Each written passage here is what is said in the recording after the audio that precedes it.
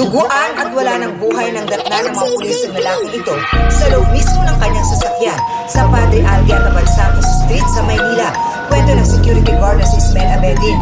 Napansin niya nakahazard ang sasakyan bandang 6:30 ng umaga kanina. Madilim ang paligid, ingat baka marami diyang umaaligid. Dun sa may gilid, kita-kitang sumilip ang buwan para ba ako na nanaginip. Pero di na bale, lamon sa akin na para bang isang lagari. Tugat-tugat ba grabe, iniwan na ang isang bangkay doon sa may bagahe. Ayun nga, kaya nahuli. Huli ka na! Huwag ka maingay, ingat baka dito pa tayo ay madamay. Sino bang pumatay? Sino bang kumitil?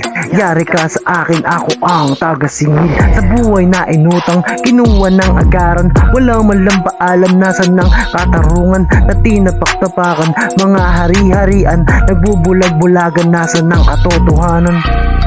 Sa panahon ngayon, mga mayayaman na lang ang nagkakaroon ng ustisya sa gobyerno, hindi patas yun. Mga plataforma na hindi natutupad, kaya ang mga tao ay hindi makaangat. Patahirapan na dala o sadyang wala, grabe ang lala, kaya din yun na kami maluloko. Oras na para umalis kayo sa pwesto. Huli ka na, abang kasama ko si Jones, taas kamay, ano pa balag ka? Kapag nahuli, takip sa tenga, para kunwari walang ginawa, nakakaawa. Huli ka na, huli ka na, huli ka na, huli ka na, huli ka na.